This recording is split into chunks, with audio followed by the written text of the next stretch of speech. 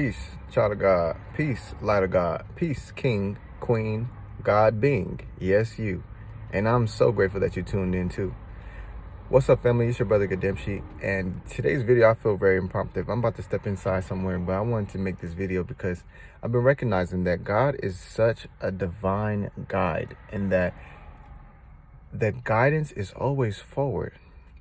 And I wanted to speak about this because I find that in this particular season, I had opportunity to connect with certain people, and my energy and my resonance was like no. My resonance was like no. And I want to speak about this because I don't know how people have themselves governed, but this was kind of like a lesson for me, because the way that the Spirit showed me was kind of like when you grow or when you age or when you mature. Let's say you may change clothes. You might have been, 5'6", and then you hit the age of 18, you hit a growth spurt, and now you're 6 foot, and the pants you was wearing is no longer, you cannot do with them pants. Now those pants were great when you was wearing them pants. You was swag.com. You was looking at me. I was looking good, so but those pants are not going to fit later on in your journey.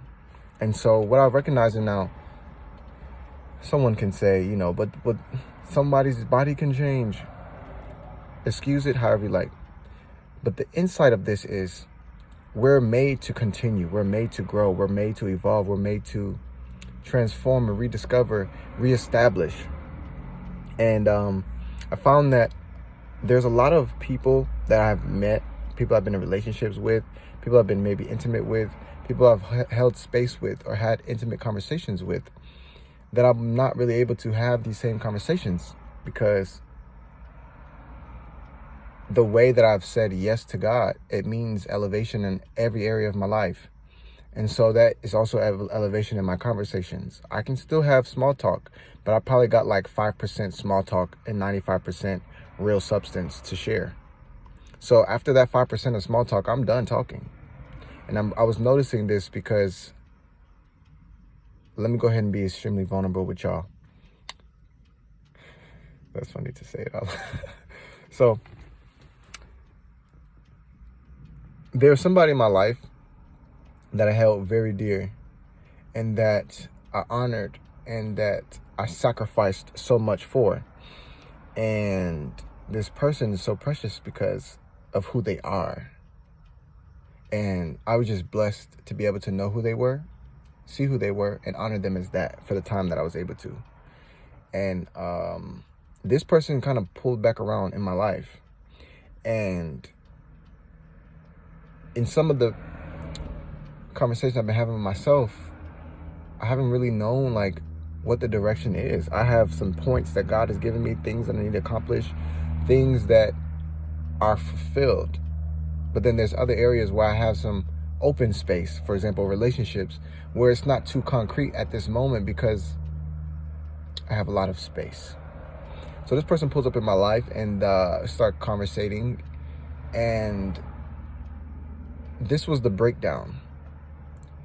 Oh, I'm available because I'm not dating anybody. I'm not committed in a relationship intimately.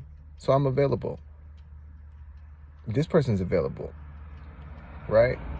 But then there was nothing in my spirit or my soul that was like, what's up? My flesh could have gotten ahead of the story and started talking a whole bunch of, ooh, my Lord. But I told my being, my flesh part of me, to hold a second, because that's how it is. We already know the assignment here. We already know the job here. Ego, get behind. You feel me? So I wasn't letting the simple fact that my eyes were check marked, my understanding of this person was check marked, so many checks across the board, like so many yes. But the only yes I didn't get was my spirit. The only yes I didn't get was my soul.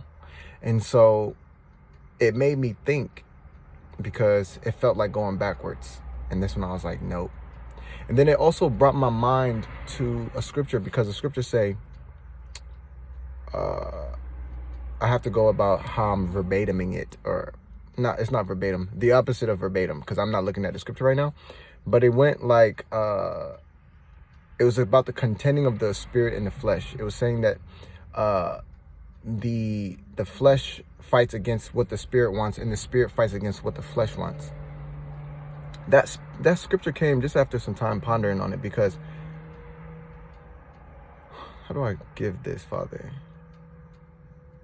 All right. So it's in the sense that in that engagement, my flesh was just like, oh, we got to answer prayer. Then my spirit was like, that's a half answer, because I don't have no vibration, no resonance. I don't see that this conversation is going to last longer than this 5% of small talk. Because I feel like if we start getting into the 10%, I'm going to be talking and somebody's going to be listening, but no one's going to be conversing. It's just going to be words going out and going in one place. And then, so I was just realizing that, like, spiritual attraction is my higher priority. Now, of course, I'm not going to walk around my eyes closed, but like, my heart is my eyes. You feel me? Like, my spirit is my eyes. So I really don't care what you got on or what you don't got on, because either way, it's not going to matter to me, because I am the Spirit of God. I'm going to tune into the Spirit of God within me, and that's my I am. And so, yeah, I may be able to see a couple moments with you, but can I see a future?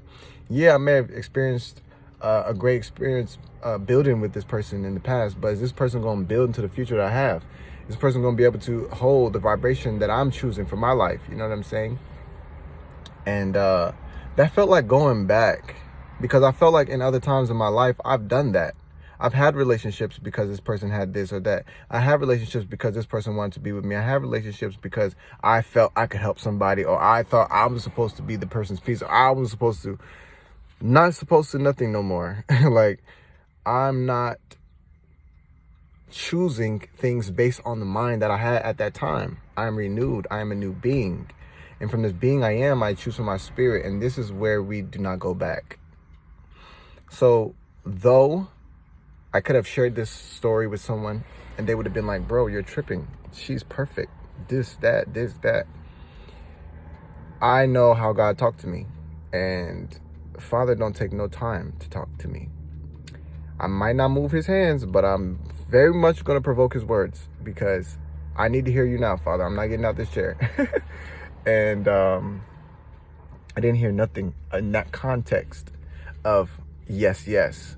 Here's another part of it too, because I use the yes as a measuring tool. If this person were to have matched my spiritual capacity, where I'm going, what my purpose is, how I see myself, how I honor God in all the things I do and the ways in which I do, we wouldn't have this video. But because those things were not there, I was like, nope. And there's the other part of this thing too, is because, like, there's so much human error, and it's so deep, because my uncle, I talked to him, and I find that people who are elder and haven't had the time to really tune in with their own self, though they have had time across the time, but in the way in which we have the opportunity today, we rush a lot of things based on time. Like, my uncle's first things was, you got to bring me a wife. How are you going to, your brother's been married for too long. You're supposed to have been married already. I'm like, nope. I'm not on that mission. I'm not on that assignment. That's not my guidance. You feel me? And I'm not rushing things just because y'all looking at numbers and shit. That's dead. That's the reason why y'all got all these things y'all have and nobody's really holding hands like that. Y'all just lay in the same bed but not really holding each other like that. Y'all just live in the same house and sleep in different rooms like that. Y'all just, you know what I'm saying? I'm not doing that shit for time. Fuck that. But it's still important. Yes, there's still some things, people's aging and bodies and all these things. It's important in a particular way. But not in the sense that I'm going to put my guidance down because I'm late. That's dead. That is dead. That is bad advice. That is error. Because people be rushing into things without the capacity to sustain that by which they have. I am not him. I am not him. Nope, that's not me. That's somebody else's son. I am the son of God. I don't know whose son that was, but that was not me. And so when he was sharing this with me, I felt like, yeah, I get what you're saying. But the way I'm going with what you're saying is doing nothing and just giving it to God, because that feels like going back. I've been in lives times where I was just pursuing. I feel like I've done that. And I'm going to pursue my wife when I see her too, but it's different energy with it. It's a different energy with it. It's a recognition first. It's not about time. It's not about running out of something that's infinite. It's not about trying to meet somebody's standard of what they think life is supposed to be based on how they got it and what they didn't want. Because they chose their life based on what they didn't want as well, and that guided them what they wanted. Saying all of this to say, don't let other people be your guidance when God hasn't said nothing about it. If you are choosing and trusting in the Father, don't let somebody else rush your choices. It's not worth it, and you're going to bump your head because you're going to put yourself off of your own time to be on somebody else's time who's not watching the game you're playing. First of all, they're watching from the sidelines, from the screen. They're not even at the stadium, so they don't even know the type of degrees in here. They don't even know the type of energy that goes into practice. So it's difficult for me sometimes to take advice because I hear where you're telling me from. And if you're telling me from your ego, there's nothing I can do with it. Now, of course, somebody's ego might say, hey, you might want to turn the stove down because it's a little hot. That's different. That's just advice. Wisdom is probably pertinent to the moment.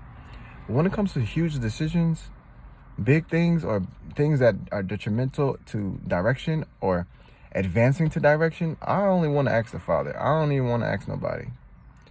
Because I recognize that the more I ask the Father, I get my advance, I go forward. And then I get confirmation on the direction I'm going. I didn't hear from no man. I heard from the living Spirit. And then I have men to confirm what I heard. That's how I like working with God. I don't like working with God another time, whereas I'm chasing after somebody, trying to see if somebody's going to tell me something so I know. I'm just going to ask him so I know, and then you're going to confirm what he told me without me asking you. That's how I do it. Saying all of that, take your time, be on God's time, and clock on God. What time is it, Lord? That's the time. Not what time is it? Oh man, it's time to get married because I'm almost such and such. That's the wrong clock. You checking that clock, you're checking the world clock. You may get into a situation and they say love is the only thing you need in a relationship. No, it's not. No, I don't think so. I think love is a great foundation in every relationship, but you need commitment.